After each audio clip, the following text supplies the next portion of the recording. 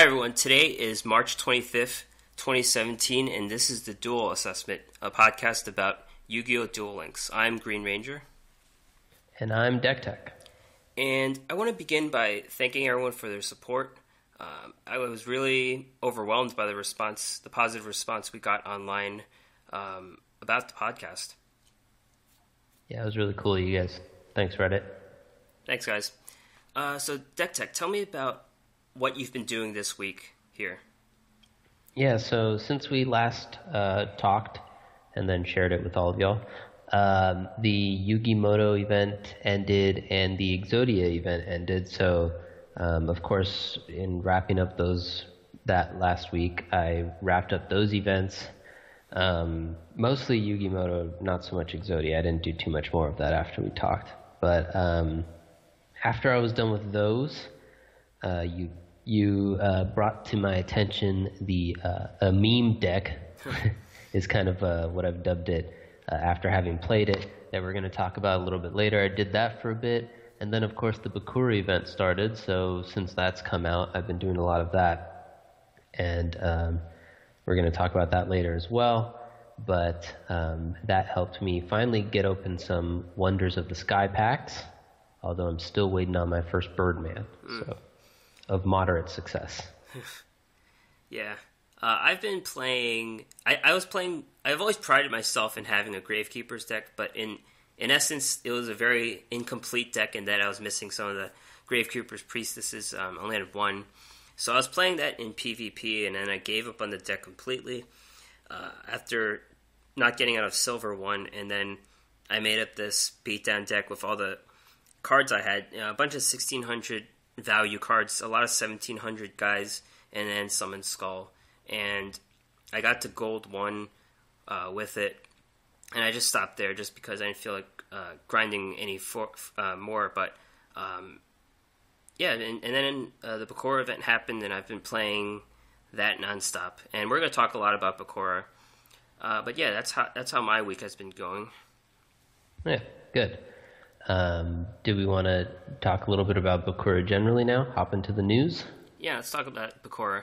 So, the Bakura event started last Thursday, and basically it's the Pegasus event all over again, except you're facing Bakura, and you duel the Standard Duelist and Legendary Duelist, and the Vagabond, who come up around the Duel World. If you go into the circle where you duel the duelists, they don't give you dice from there, but everyone who's outside, they give you dice, and you collect the dice, and then you challenge Bakura in the duel ring. So I guess we could talk about some of the prizes. What do you think about the prizes? They don't seem too good, right? The prizes you get from Bakura? Yeah, we were talking about it a little bit, and I guess I could say I was a little disappointed.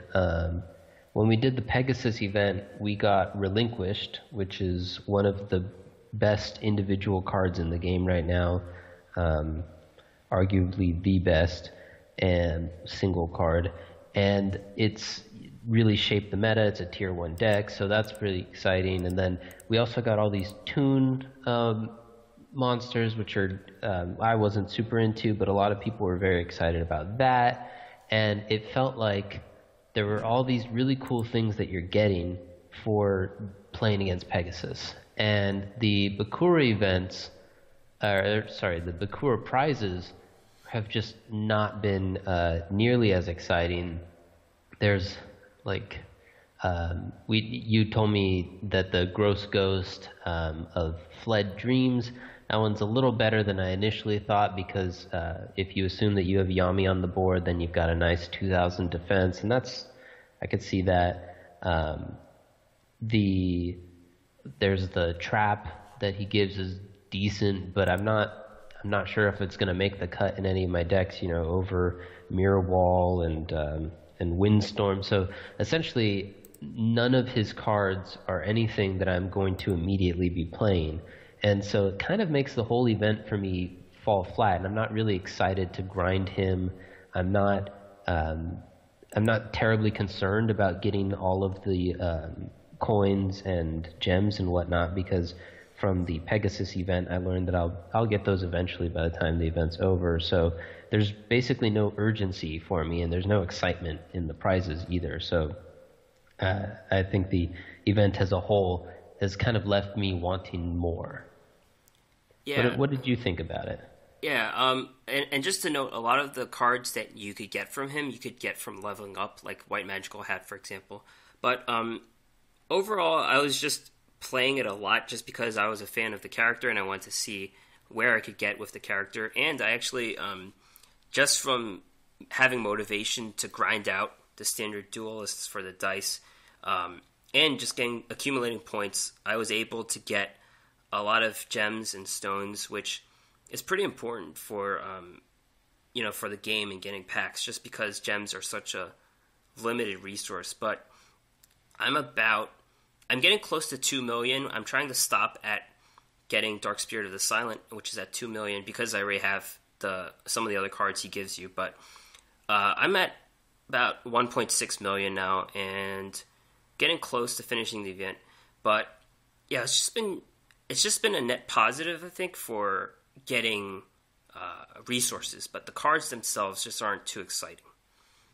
Yeah, I think that's a good point. A lot of people have talked about it, including ourselves, especially on Reddit, that the end game resources right now are a little bit shaky at the best, where there's no apparent frequent source of gems that you can just bank on after you're done leveling your characters. And so having these frequent, maybe regularly scheduled events where the main prize isn't necessarily a card, but is instead gems, so that you can kind of catch up or stay caught up, I guess, that is advantageous as well. It's got its own advantage. And I do know that a lot of people who either missed the Pegasus event or were under-leveled at the time or just kind of couldn't compete, I know that a lot of them feel like they got gypped out of this really strong card that a lot of people have in Relinquish. So maybe that was kind of their way of fixing that, what they might have seen as a problem with the Pegasus event, where maybe half the players were able to get this card that's shaping the meta, and then the other half were forced to, I don't know, just get a few gems and maybe one or two Toon guys that they can't use because they don't have the Toon World. So I could see the virtues of both, but I guess I would have preferred it if I had something cool to show off besides Bakura himself. That's kind of cool. If anything, the event, there were some very cool voice lines that they had convos between the characters, if you saw any of them. Yeah, that's true. The ones with Shizu and Odeon, for example, he pretty much says Merrick's coming to the game. I mean, that's been rumored just from data mining, but he just says Merrick's coming. So it's possible he's the next character just from those clues. All right. So another news item, they announced that there's a Facebook page, an official Facebook page for Duel Links. Yeah. We looked into that, and it turns out that there already was one, wasn't there? Yeah. The Facebook page was made in January. I think the first post was in January, which is when the game was released in America. It's pretty interesting that they just told us now, though, 2 months after the fact. Yeah, I'm not exactly sure what was going on there. We were thinking maybe there's a new social media person or something. But it's especially weird because we couldn't find, as far as we can tell, any sort of official Twitter page still, right? Right, yeah. I mean, there's a lot of fan-made accounts, but none of them are officially verified by Konami, from what I could tell. Yeah, it's just seems like, and we both come from the Hearthstone background. The Hearthstone Twitter presence is huge, both from the official account and all like the devs and the people associated with it. It's kind of it's one of the great aspects of that game, and it seems weird that they wouldn't be, it's free to make a Twitter account, and maybe you pay an intern to handle it. I don't know why they don't have one. Yeah, it's weird, but we'll keep our eyes peeled in case there will be one in the future. Yeah, we'll let you guys know. All right. So the next big item, it's a pretty big item. There's 2 sets that are rotating out on the evening of March 29th here in America. and these sets are the Ultimate Rising pack and also the mini box Age of Discovery.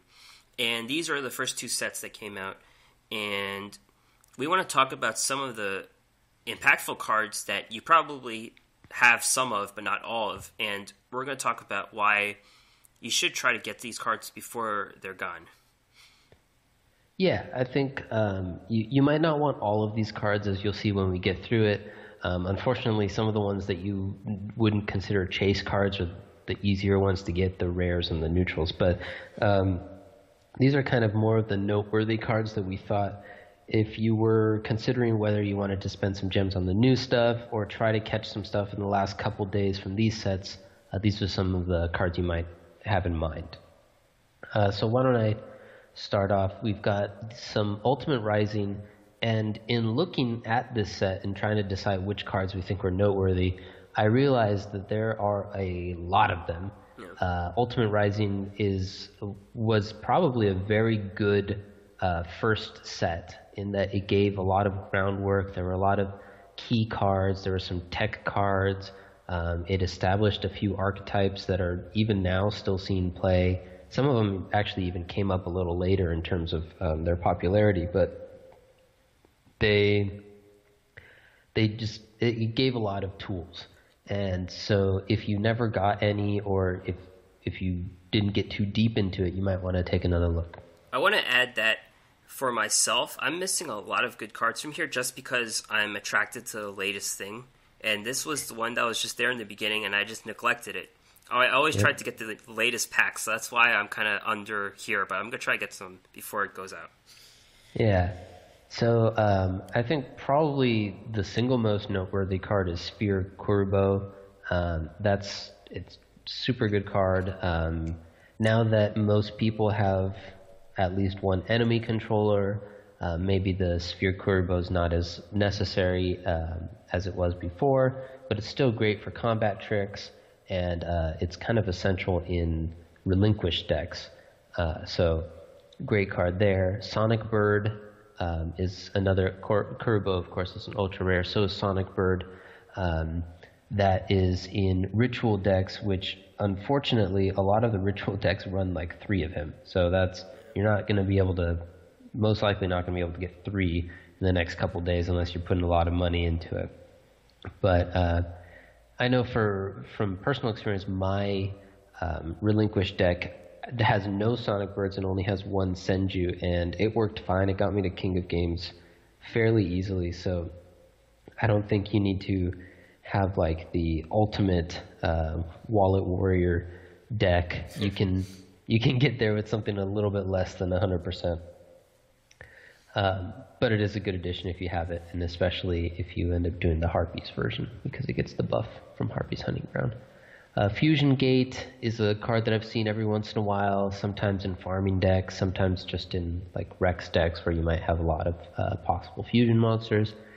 Blue Eyes Ultimate Dragon, that one's almost entirely for farming or meme decks, joke decks. So those are both ultra rares that if you pull them, you might not be sad about.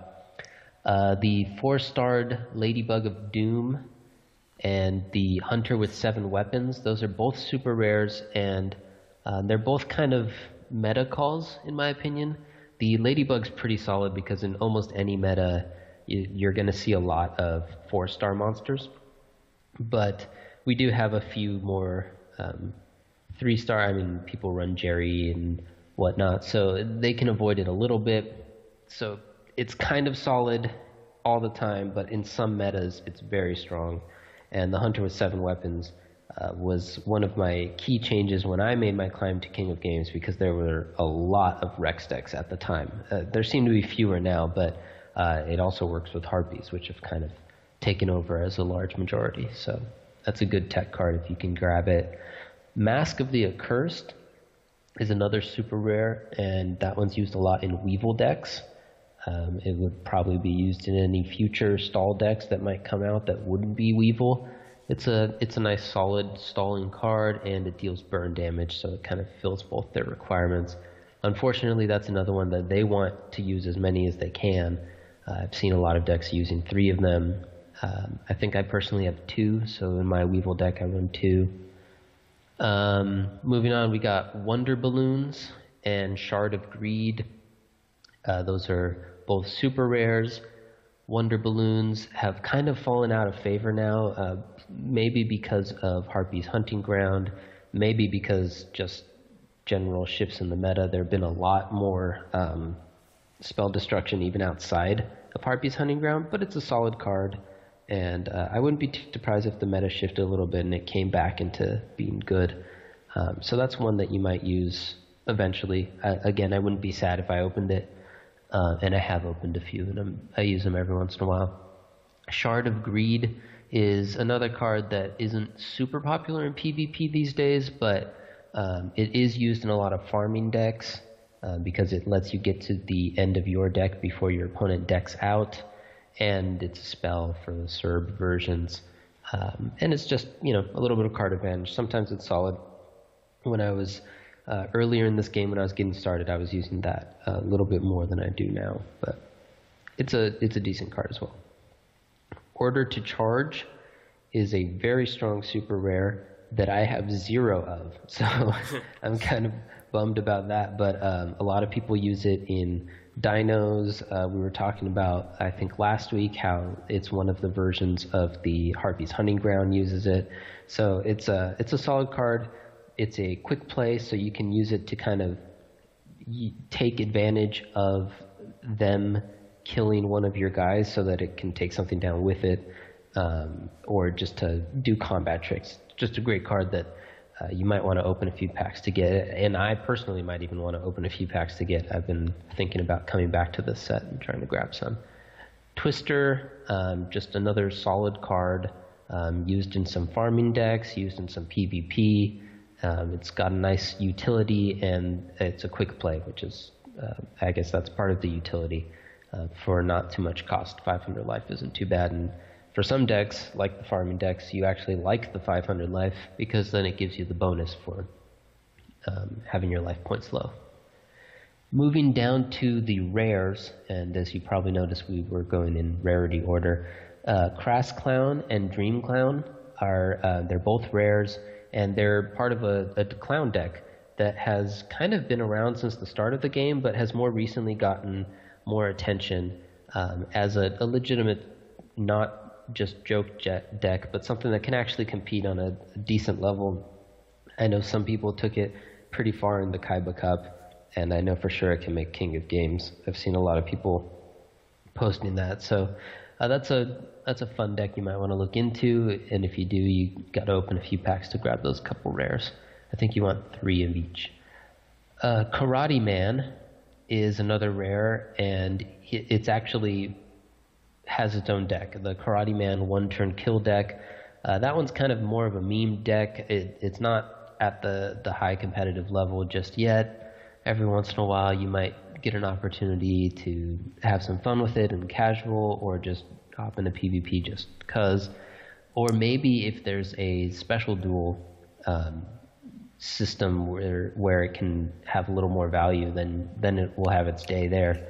So you need for that Karate Man and the next rare, which is Twin Swords of Flashing Light Trice, which allows him to attack twice. And so the way that deck works is you play the Karate Man, you lower his attack with the Twin Swords, but it lets him attack twice, and then you use his ability, which is based on his basic attack.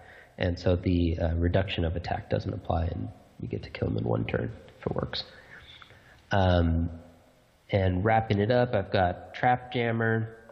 It's just a solid all-around card. A lot of people are using it. It's kind of your budget solution to the fact that all of the people with higher budgets have a bunch of mirror walls and whatnot. Guardian Bayou is part of it's a farming method itself. I guess I forgot to list the weapon itself, but you also Wicked Flame Burge. Yeah, you need the Wicked Flame Burge, which is a super rare, so you got to keep that in mind if you're thinking about using that farming method. But it is an alternative method if you don't have Serb, or if you just want a different method. I think sometimes you might get tired of the same one, or some legendary duelists might need a different tactic. And then finally, it's a neutral, and it's secret pass to treasures. You should open that one pretty easily since it's a neutral, but it's key for a few farming decks.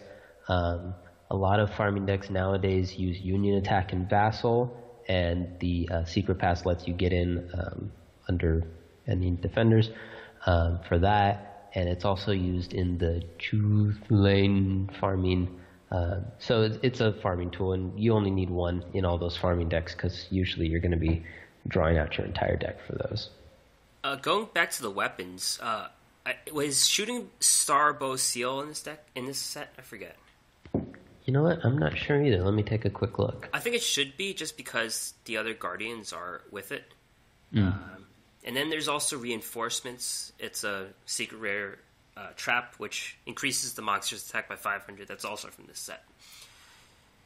Yeah, I thought Reinforcements was... I mean, it's another card that you wouldn't be too sad to open. Right. But I feel like it's kind of lost a lot of favor in the current meta, maybe because of just the power level. Let's see. I looked it up, and the shooting star bow is actually a Neo Impact. Sorry about that. So you've got a little longer to get that one if you want it. That's also used in some farming decks and probably some combo stuff as well. All right.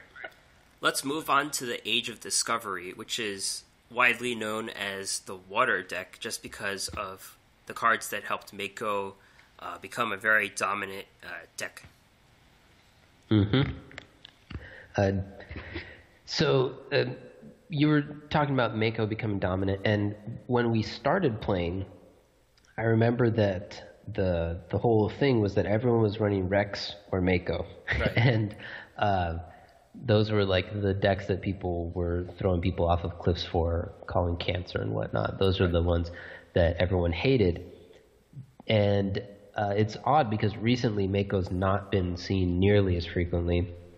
The Water deck has gotten, I think, kind of an indirect nerf from the fact that there's a lot more spell disruption now. Because if you kill Yumi, the deck's not nearly as good. But I can see if the meta shifts again, maybe people care a little bit less about destroying field spells and whatnot, then it can make a comeback. So if you are interested in that particular deck, that style of deck, or kind of banking on maybe it making a little bit of a comeback, the Levy Dragon Daedalus, which is kind of the ultra rare for the set, the namesake of it, and the picture in the pack, that card's super good if you can make it work. It'll almost always just end the game if it clears the board and survives. And that's the whole point of some of the Mako decks, was just to make that guy work.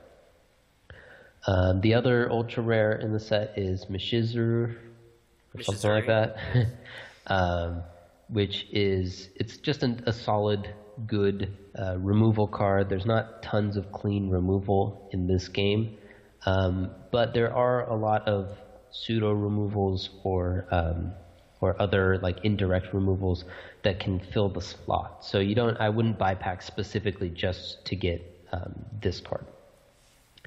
Piercing Moray is a super rare, and I've seen it used. It was used in the Mako decks back when those were huge, and I've seen it used in a few of the Weevil Stall burn decks nowadays, but it's not really necessary to either. So again, that's a card I wouldn't be sad about opening, but I probably wouldn't specifically open packs like searching out that card unless I had one particular deck in mind. Excuse me. Yomi Ship is the same idea as Mishizuru. It's a super rare, and it's removal, and it's pretty decent removal. You can either play it face down and bait an attack, or you can run it into something if you need to take, if you're willing to and need to take some damage to clear it out. So it's a solid card, and I use it every once in a while in my deck still. For a while, it was some of the best removal in the game. Now we have Relinquished, and we've got few other things, the meta shifted a bit. But it's still a good one to have in your collection. But like I said, there's a lot of other options, and so maybe you wouldn't buy packs specifically to get that card. The set, in addition to being the water set, has a lot of ramp cards. And that's the next point is for Stray Lambs, which is a ramp card, which is a term from, I think, Magic originally, where it means to kind of ramp up your progression. In that game, you would ramp up your mana. Just like in Hearthstone, you ramp up your mana. In this game, of course, there is no mana, so what you are ramping up to is you play your big tribute monsters ahead of the curve, the turns that you would normally be able to play them. And so with Stray Lambs, you can get 2 little lambs to tribute, and you can play your big tribute monster face down. And so there's the lambs, there are the guys that tribute for 2 of their own element. There's the cost down, there's the big wave, small wave. So this set has a lot of different ways to do that ramp mechanic, and because there's more and varied removal techniques now, I think maybe the ramp cards have kind of fallen out of favor, because if you devote a couple cards to making this big baddie and then it ends up just getting eaten by Relinquished or destroyed by Order to Charge or something, you end up being down a lot of cards, and so that can be damning to your game. You could just lose right there, but of course if it sticks you can win. So there's a little bit of protection in the set as well, and there's probably more coming, so you might want to invest in some ramp stuff. But the most universal one is the Stray Lambs, and that would kind of be the chase of the various ramp cards. The other ones I think though are kind of mostly just rares and neutrals, so you'll probably pick them up. At least the guys that tribute for 2, except for the one that tributes for lights. I'm not actually sure if that's even in the set. Then nope, not final. The next one that I think is worth noting is Gyaku Gire Panda, and pardon that terrible pronunciation.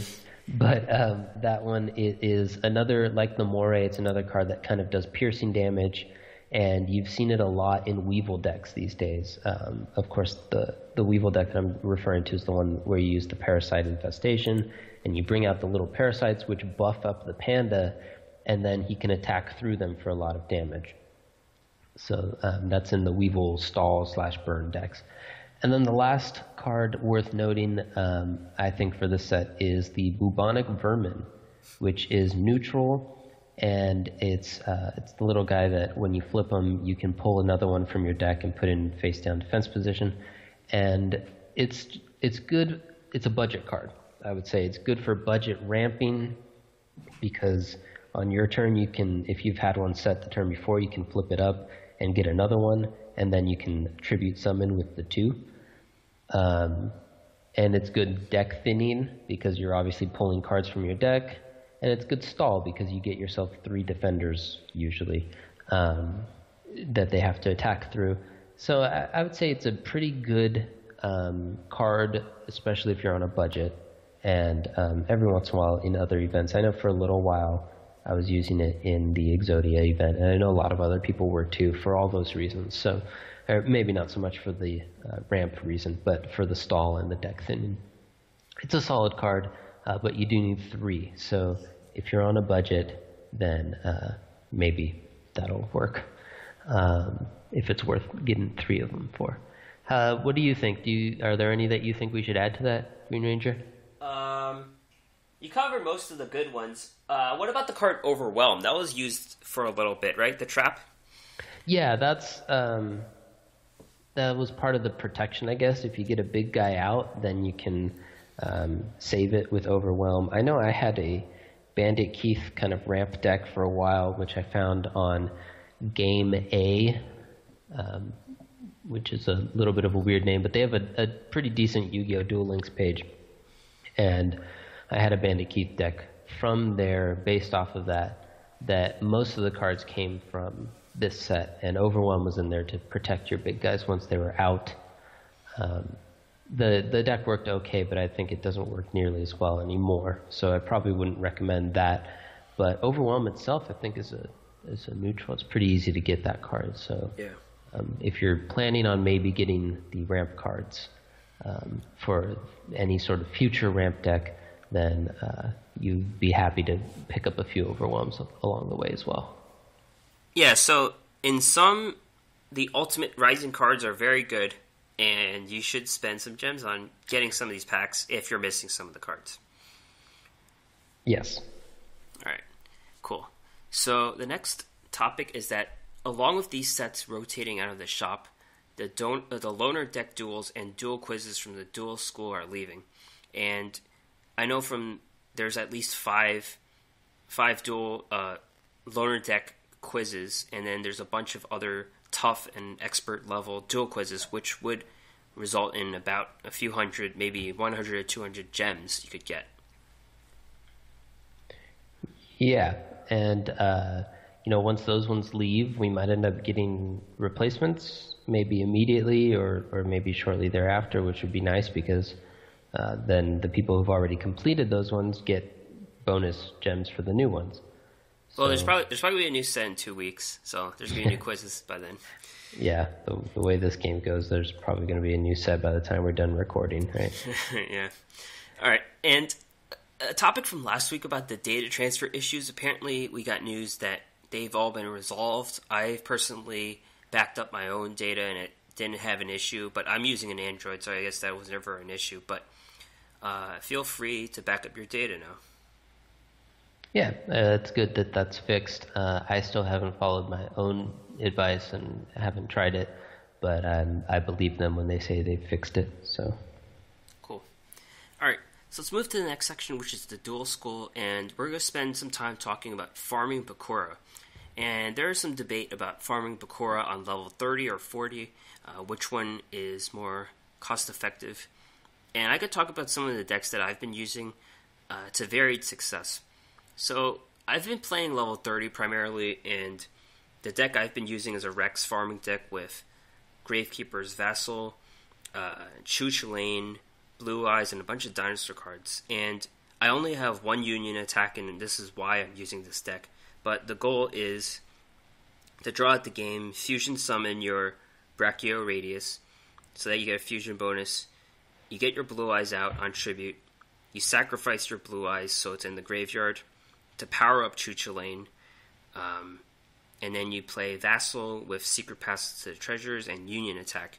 And the most I've gotten out of him is he gets 10,200 attack.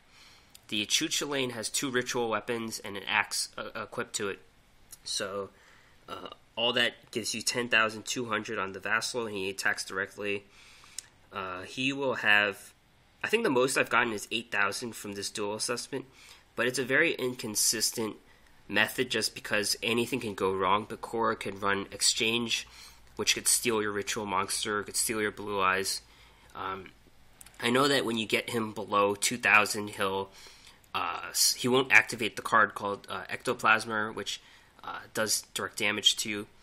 And also, it's important to run the Gravedigger Ghoul, just to remove the Dark Necrofear from the deck, so you're not on the clock anymore to run any farming. That's very important. You have to run some type of removal from his deck, which is either Gravedigger Ghoul or the card called Keldo. So those are 2 ways to remove the cards from his graveyard. But it's been pretty inconsistent, but when I do hit, I get 7,000, and if I get everything right, it's 8,000. There's also a really janky deck, I guess, with Ishizu monsters. You run Keldos, Ajitos, and just a bunch of random things to keep your life up and also discard his deck. And that also relies on Chuchulain, and I get like 6,000 with that deck. But it's a little more consistent than the Rex deck in keeping up, but you get a lower cap on your score. Yeah, and one of the debates, I guess, between the farming level 30 and 40, besides the debate between the people who are shouting at the people who are lucky enough to get Union attacks and the people who are just bragging that they have Union attacks, is whether it's worth doing 30 or 40. And Uh, for almost everyone, it's going to be a better move to do 30 because it's easier to get 30. There's a higher success rate in terms of percentage of victory for to do what you want to do. Your score is going to be somewhere in the 6 to 8K range, which gives you a decent amount of points. But if you if you count it value per key, or dice, I guess in this case, it is higher value than doing level 40, unless at level 40 you can very consistently get somewhere in the 6,000 to 8,000 range. And that's pretty tough to do. I'm going to talk about the level 40 farming that I've seen, but the one that I've seen that is even able to do that requires at least 2 union attacks, maybe even 3 if you ended up getting a third one.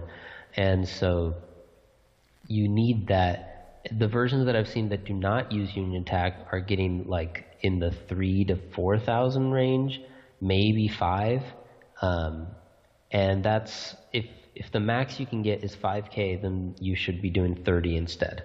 So I have not yet seen a version that if you don't have union attacks, that it's worth it for you to do 40, unless you're specifically trying to get some of the cards that he drops, which, as we were talking about, would surprise me a little bit because I don't think his cards are very strong unless I'm missing something. Anyway, we'll post a link to the deck for farming level 40 in the show notes, which you can find on the website, of course. We found this one. I found it initially on duellinksmeta.com. They posted a link to their website on Reddit. I think they started at around the same time that we started with this podcast, so that's cool. Congrats to them. They've got a lot of the top players contributing. This one was supposed to be by someone who did very well in the Kaiba Cup. And he came up with this idea of using desk counter blow. And the idea is that once you set up the counter blow, the computer does not like to attack into it because it'll kill it. And you don't have any guys out, of course, so that's why it'll kill it. But you have to keep your life up, or otherwise he'll just attack, 4 or 5 times and kill you. So this version uses Yugi's Destiny Draw, which I had to farm, and it uses Supremacy Berries, which I had to farm, and it uses Counterblow. So I've done a lot of farming to build this deck to try it out before I could even start farming Bakura. And you use you do the Vassal. You've got one of the Gravedigger that GreenRanger was talking about. You need that to end up to prevent yourself from dying before you can get your combo off. And you use the counter blows to stall out until you can play the Vassal, you can polymorph polymerize. Polymerization. There you go. Polymerization or fusion gate out a big guy. You can, and then you union attack 2 or 3 times. This version runs Spell Reclamation, which was a good suggestion for me because I only had 2 as well. And so you buff up the Vassal, and you can use Secret Passive Treasures first if you need to do that before you can attack, if he's got a guy out or not. But then you send your attack in for over 10k. You get your bonus for the 10k. You get your bonus for doing only effect damage because it counts as effect damage. You often get your bonus for killing a whole bunch of monsters because of the counterblow kills. And if you do it right, you might even have low deck. It all depends. But the reason why it works, because as you might have noticed, Bakura actually runs Kuribo and enemy controller, is that the AI is busted, and it thinks that if you use union attack on a direct attacker, it doesn't matter. So the Vassal counters because union attack's text says that it doesn't deal combat damage to the face. Vassal overrules that though and says that it's not treated as combat damage, it's treated as effect damage. So that's how it works. And if it all lines up, you get 8k. But it's kind of tough to do. And I've like I said, I just farmed enough of Taya using Yugi so that I could get the Destiny drawn, so that I can get a couple Supremacy Berries. I'm still short one, but I'm doing okay with the Enchanted Javelin as a replacement. And I've only gotten it to work twice now. I've tried it a few times. You have to be very careful, do things in the right order. You don't want to fill up your back row because Bakura he'll just let you deck out if you do that. He's obviously not clever enough to know that he should Kuribo you or Vassal, but he's clever enough to kind of adapt the way he plays a little bit. So it takes a little bit of practice to get it to work, and it might be easier to just stick to level 30 farming in the meantime or throughout the event. We'll see. Now that I've done it a couple times, I might be able to keep up with it, but for a while I was just ready to give up and go back to level 30. And it goes without saying that if you don't draw your Gravedigger by turn 4, you just end the game, because you're going to lose the game if you don't remove Necrofear. That's true. The Destiny draw version, though, you can pick up the Gravedigger that way. Oh, okay, yeah. So it's got a little bit of protection against that. That's why you only run one in the Destiny draw version. You can pick up the Gravedigger and or the counterblow. One of those two is usually the first thing you get, because the counterblow is your stall and the Gravedigger is necessary by turn 4 or 5 so that you can not lose. And then after that, you're usually just picking up life gain every turn, maybe a Pot of Greed at the very end to make sure that you have a full hand so that you can go your full combo off at the end.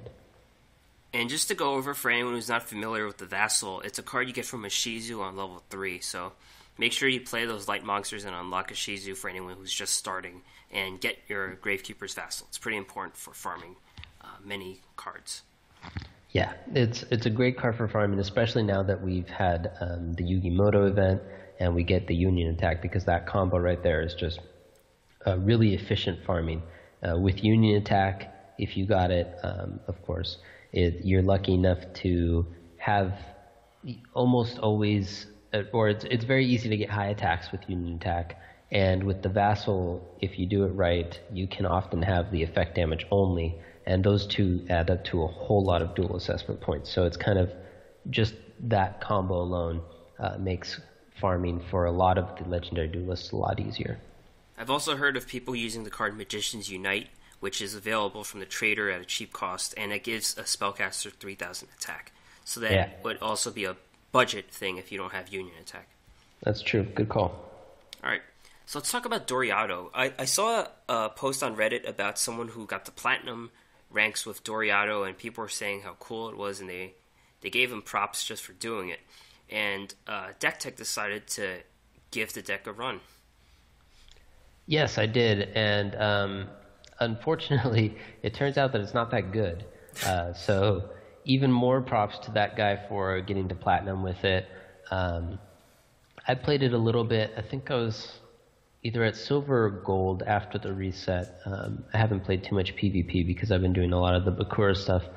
And it works okay. The reason why you're doing it, of course, is you play the Doriado, and because she has the multiple elemental types, she counts as wind, water, fire, and earth all at once. You can then activate the trap Fu Rin Ka Zan, which allows you to choose from one of four very powerful effects, which are destroy all monsters your opponent controls, destroy all spell or trap cards your opponent controls, discard 2 random cards from your opponent's hand, or draw 2 cards. And it only works if you have wind, water, fire, and earth monster on the field. So Doriado fulfills all those requirements on her own, and that's kind of what the deck revolves around, is getting that combo off. The problem in my playing with it, though, is that to get the combo off, you need the trap, you need the ritual spell to summon Doriado, you need Doriado herself, and then you sacrifice a monster to do the ritual summon. So it's a 4-card combo, 3 of which are specific, and 1 of which is just any monster. Bubonic Vermin that we were talking about earlier is actually pretty decent in the deck for thinning, and because he's a 3-star like Doriado is. So you can use him as your ritual tribute, so that's nice. So you need those 4 cards, and that's a little hard to do, not super hard, but a little hard. I was using Bandit Keith and my Senju and Bubonic Vermin, and I didn't, like I said before, I didn't have Sonic Bird, so I was doing the Thousand Dragon or Thunder Dragon to make it happen. But even if you get it to work, you have used your ritual and your trap, and you had to sacrifice the 1 monster, so you're down 3 cards, and the trap, as I just described, usually, sometimes if you choose the discard option or the draw option, only gives you 2-card advantage. And if you use the destroy version, since we're playing, speed Yu-Gi-Oh! With only 3 slots anyway, you usually only get 2 when you do that. So you're down 3 cards, and to get 2 cards, that's just not good card advantage, of course. And you end up with the Doriado, which is not the strongest minion anyway. So you kind of don't really end up with board position either. I mean, you do have board position for like 1 turn, and she has 1200 attack, 1400 defense. So that 1 turn is going to get taken over unless you run Ritual Weapon, which I did. And that works okay, again, but now you're even expending more resources into this, and if they end up having, Mishizer or something, you've used up your entire hand. So I found that it played similarly to my Relinquished deck, but just far less efficiently. You don't get to run the Kurubos because she costs 3 instead of the 1 that Relinquished does. You have to devote a lot more. You have to run the traps and the ritual weapons just to make sure that you end up with a decent board state. And so all in all, it takes up a lot of deck slots for approximately, the same type of effect in terms of card advantage, and sometimes you end up at a disadvantage. So for it to really work, what you really want to do is to have 2 of the traps down when you summon her, so that you can clear the monsters and clear probably the spells and traps first, and then clear the monsters. And that's happened a few times, and I actually ended up winning all the games that I played at Silver. But every win felt like really like just, I cross my fingers and hope he doesn't have an answer to my 1200 attack guy, because it just didn't feel like a very strong deck. And I wouldn't recommend it unless you just want to go for memes and dreams and have some fun with something different. Yeah, and I guess it's important to know that people play games for different reasons, so I guess this is one of those really fun cards. All right. Yeah, hopefully. Yeah. So, next segment's called Third Rate Duelist, and I'm the Third Rate Duelist this week. Just talking about graveyard effects. When I was climbing to gold, there was a game where I stole a twin-headed behemoth, and he's the guy. He's a dragon, a 1500 attack who becomes an 1000 attack once he dies. So he comes back the next turn. I stole him on a PvP game with Possessed Dark Soul just because he has 3 stars. And I had him on my board in defense. He gets destroyed, and I'm thinking I could use the second guy to tribute for my Summoned Skull. But it turns out that the card went back to my opponent's graveyard, and he got the second copy of Twin-Headed Behemoth.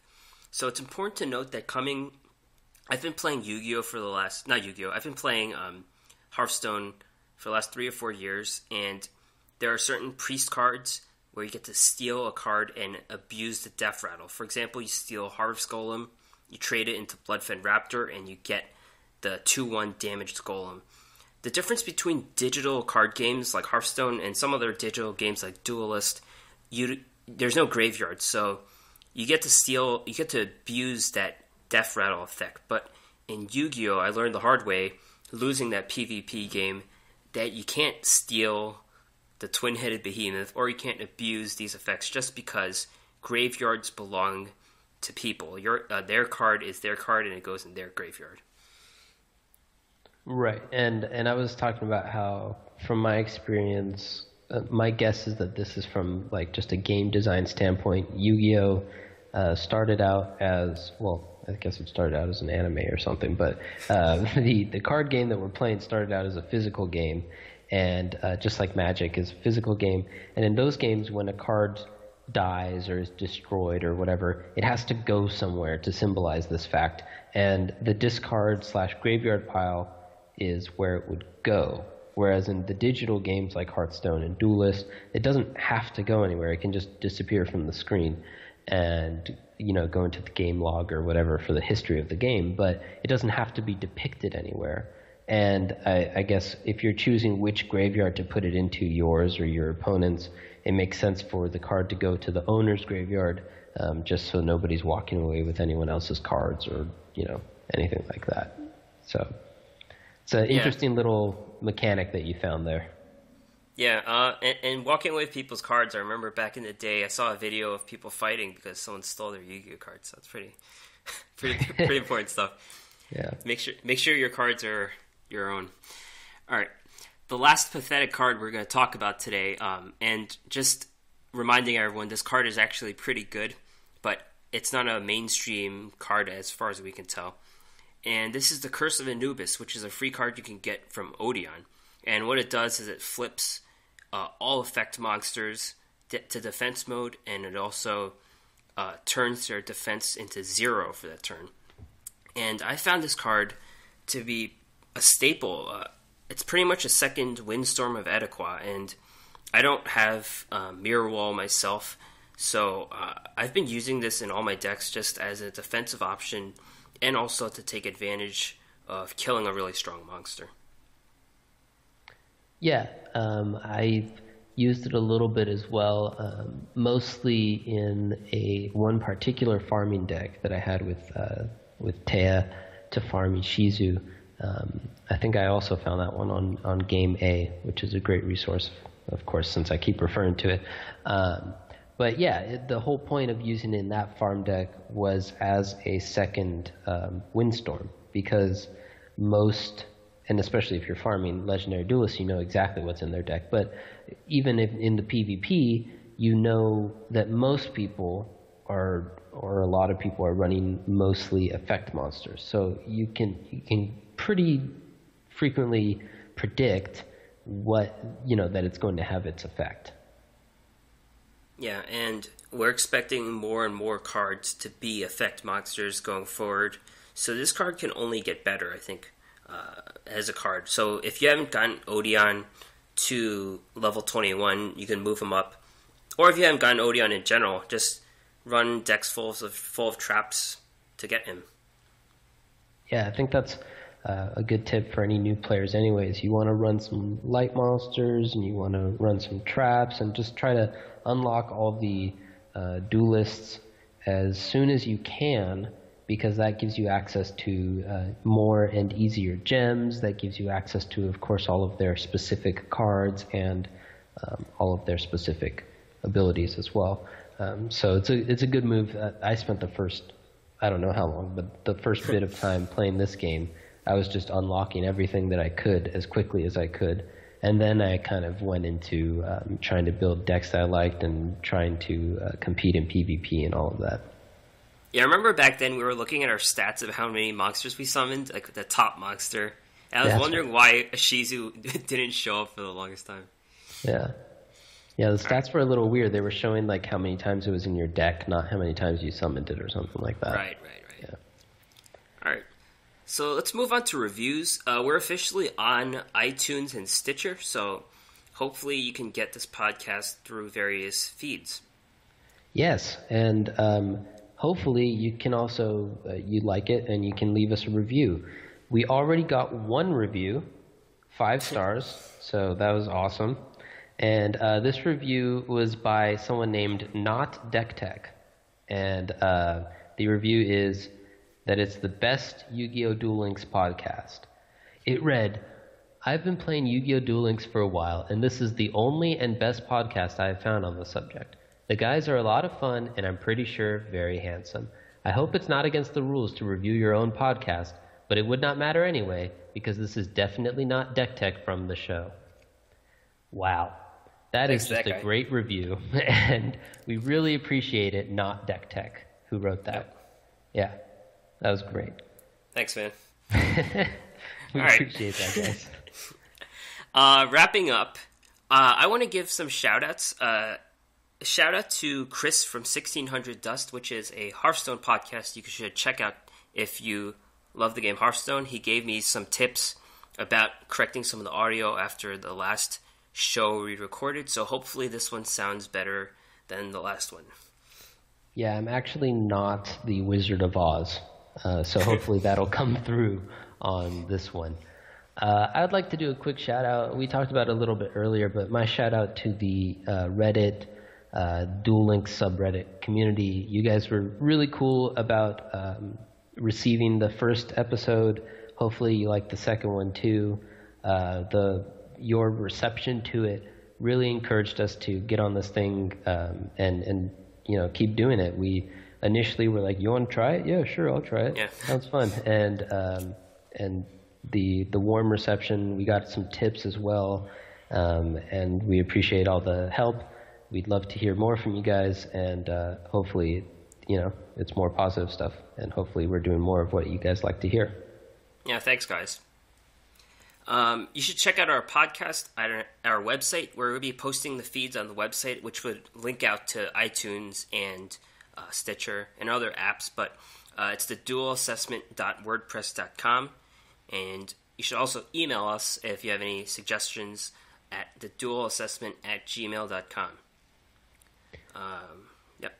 Yeah, we're also on Twitter at Duel Assessment. Did I throw an underscore in there? Yeah, it looks like there is one. Okay, let's go ahead and call it an underscore. Why don't I pull up my Twitter to make sure? And on the website, we're also going to have the show notes. So if you want to, I know at least one person on Reddit appreciated those. So shout out to that guy again. Yeah. If there's nothing else to talk about today, I think that will be it for this show. Definitely, and just to confirm, there is an underscore, so it's duel_assessment. Yep, and we could talk to you about any suggestions you have about the show on any of our platforms. Sounds good. Right, yeah. Thanks, guys. Thanks for listening. Thanks, guys. Bye.